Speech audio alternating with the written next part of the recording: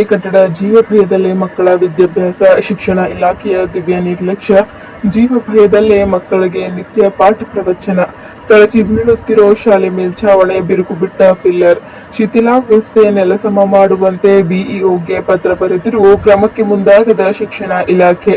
ಬೀದರ್ ಜಿಲ್ಲೆ ಭಾಲ್ಕಿ ತಾಲೂಕಿನ ಅಹಮದಾಬಾದ್ ಸರ್ಕಾರಿ ಪ್ರಾಥಮಿಕ ಶಾಲೆಯ ಕಟ್ಟಡ ನೆಲಸಮ ಮಾಡುವಂತೆ ಪತ್ರ.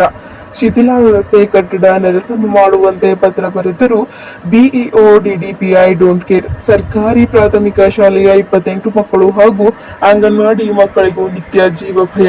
ಶಿಕ್ಷಣ ಸಚಿವರು ಹಾಗೂ ಬೀದರ್ ಉಸ್ತುವಾರಿ ಸಚಿವರು ನೋಡಲೇಬೇಕಾದ ಸ್ಟೋರಿ ಇದು.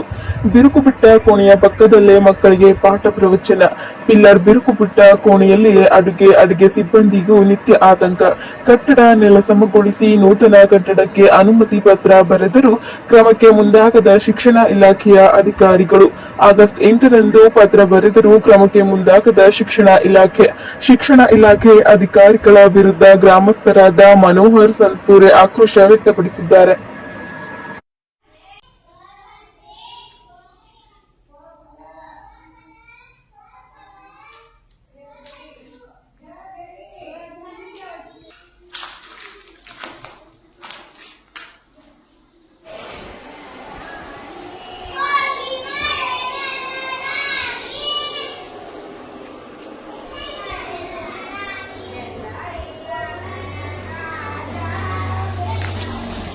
ಇದೇ ಗ್ರಾಮದ ಅಹಮದಾಬಾದ್ ಗ್ರಾಮದ ನಿವಾಸಿಯಾಗಿದ್ದು, ಈ ಗ್ರಾಮದಲ್ಲಿ ಈ ಸ್ಕೂಲಲ್ಲಿ ಸುಮಾರು 45 ವರ್ಷ ಹಿಂದುಗಡೆ ಈ ಕಟ್ಟಡದಲ್ಲಿ ನಾವು ಕಲಿತವರಾಗಿದ್ದೀವಿ.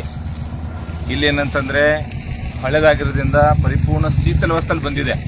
ಈ ಕೋಣೆಯಂತೂ ಇದರ ಕಬ್ಬಿಣ ಕಾಣಿಸ್ತಾ ಇದೆ. ಇದರದೇನಪ್ಪ ಅಂದ್ರೆ ಮೇಲ್ಛಾವಣಿ ಬೀಳ್ತಕ್ಕಂಥ ಸಂದರ್ಭ ಇದೆ.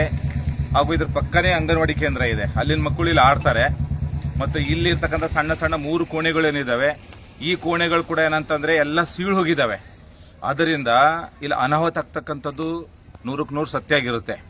ಹಾಗಾಗಿ ಮಾನ್ಯ ಅಧಿಕಾರಿಗಳಲ್ಲಿ ಮನವಿ ಮಾಡ್ಕೊಳ್ಳೋದೇನಂತಂದ್ರೆ ಬೇಗ ಇದನ್ನ ಡೆಮೊಲಿಷ್ ಮಾಡಿ ಹೊಸ ಕಟ್ಟಡ ನಿರ್ಮಾಣ ಮಾಡಲಿಕ್ಕೆ ಪ್ರಾರಂಭ ಮಾಡಬೇಕಂತ ಹೇಳಿ ನಾನು ವಿನಂತಿ ಮಾಡ್ಕೋತೀನಿ. ಯಾಕಂತಂದ್ರೆ ಈಗಾಗಲೇ ಈ ಜಿಲ್ಲೆಯ ಉಸ್ತುವಾರಿ ಸಚಿವರು ಸನ್ಮಾನ್ಯ ಶ್ರೀ ಈಶ್ವರ್ ಖಂಡ್ರೆ ಸಾಹೇಬರು ಈ ಗ್ರಾಮಕ್ಕೆ ಎಲ್ಲ ಹಂತದ ಕಾಮಗಾರಿ ಮುಗಿಸಿದ್ದಾರೆ. ರೋಡು, ನಾಲಿ, ಪ್ರತಿಯೊಂದು ನೀರು, ಬೋರ್ವೆಲ್ಲು ಎಲ್ಲ ಹೊಡಿಸಿ ಇಲ್ಲಿ 100ಕ್ಕೆ 100 ಕೆಲಸ ಮಾಡಿದ್ದಾರೆ.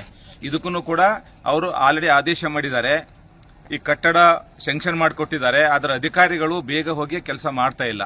ಅಧಿಕಾರಿಗಳು ಬೇಗ ಎಚ್ಚೆತ್ಕೊಂಡು ಅನಾಹುತ ಆಗ್ತಕ್ಕಂಥದ್ದು ತಪ್ಪಿಸಿ ಇಲ್ಲಿ ಗ್ರಾಮಸ್ಥರಿಗೆ ಮತ್ತು ಮಕ್ಕಳಿಗೆ ನ್ಯಾಯ ದೊರಕಿಸ್ಕೊಡ್ಬೇಕು ಮತ್ತು ಸುಸಜ್ಜಿತವಂತ ಕಟ್ಟಡ ನಿರ್ಮಾಣ ಮಾಡಿಕೊಡ್ಬೇಕಂತ ಹೇಳಿ ನನ್ನ ವತಿಯಿಂದ, ಇಡೀ ಅಹಮದಾಬಾದ್ ಗ್ರಾಮ ವತಿಯಿಂದ ಎಲ್ಲ ಅಧಿಕಾರಿಗಳಲ್ಲಿ ಮನವಿ ಮಾಡಿಕೊಳ್ಳುತ್ತೇನೆ. ನಾನು ಮನೋಹರ್